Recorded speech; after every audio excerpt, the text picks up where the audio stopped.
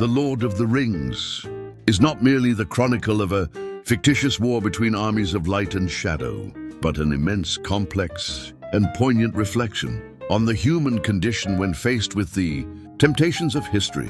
Written by J.R.R. Tolkien under the influence of the traumas of the First World War, this tale leaves behind the lightness of fairy tales to venture into the territories of twilight epic, where every step forward towards salvation demands a painful, personal sacrifice. At the center of this immense narrative architecture stands the One Ring, the most powerful philosophical metaphor ever conceived.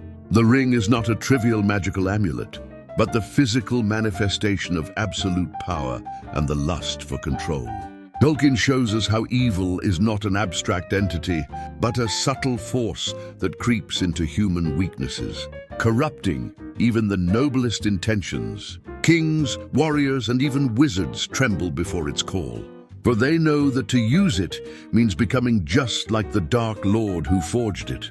It is the tragedy of Gollum, a creature reduced to a hollow shell by the vice of possession, a constant warning of the fate that awaits anyone who puts their own ego before the common good. Yet the true revolution of the story lies in the choice of its heroes. In a world dominated by fierce knights and exiled sovereigns, the salvation of Middle-earth is not entrusted to the swords of the strong, but to the stubborn resilience of the small.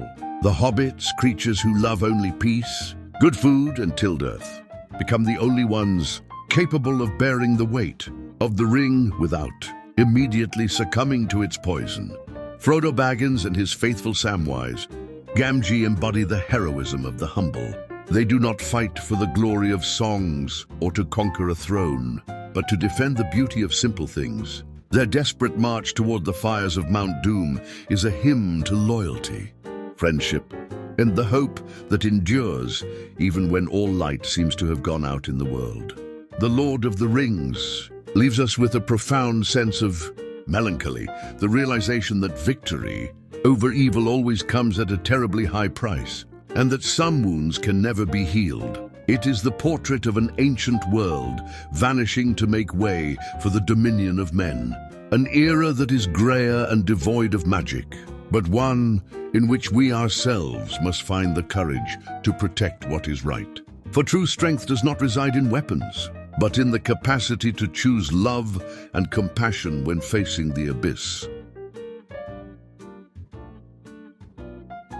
Before the great shadows lengthened over Middle-earth, everything began in a far more humble way. The Hobbit is the spark that gave life to the myth, a timeless fable originally born for Tolkien's children, capable of capturing the very essence of discovery and inner change. It is the tale of the dawn, the moment when the unknown does not yet present itself as an apocalyptic threat, but as a wonderful and frightening adventure beyond the protected borders of one's own daily life. The protagonist of this story, Bilbo Baggins, is the perfect representation of the common man. He lives in a comfortable hobbit hole, detests surprises, loves the punctuality of meals, and desires nothing more than to be left in peace. And yet, the appearance of the wizard Gandalf and a bizarre company of 13 dwarves is enough to shatter his certainties and push him toward the lonely mountain. Bilbo's journey is the archetypal path of growth. To find one's true worth, one must have the courage to abandon the comforts of the Shire and face the dragons that reside both inside and outside of us. Along the path, Bilbo discovers that he possesses a resource stronger than physical strength, wit combined with a noble heart.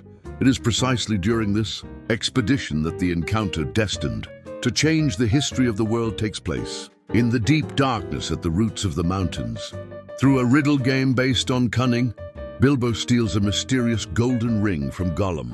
In this text, the object still maintains an innocent facade, a simple tool to become invisible and escape danger. But for the aware reader, it represents the point of no return, the beginning of the end of an era. Despite the lightness of the fairy tale tone, Tolkien is already sowing the themes of lust and greed, magnificently embodied by the dragon Smaug, the jealous guardian of a barren treasure, and by the madness that strikes the king under the mountain, Thorin Oakenshield, in front of the reclaimed riches. The Hobbit thus reveals itself to be a profound and pedagogical work, which exalts purity of soul over warrior pride. Bilbo returns home changed, rich not so much in gold, but in wisdom and experience, looked upon with suspicion by his peers, but fully aware of his place in the world. This story teaches us that even the most ordinary creatures can achieve extraordinary deeds if guided by loyalty. It reminds us that courage does not consist in having no fear, but in deciding to take that very first step out of the front door, ready to accept everything the journey has to offer.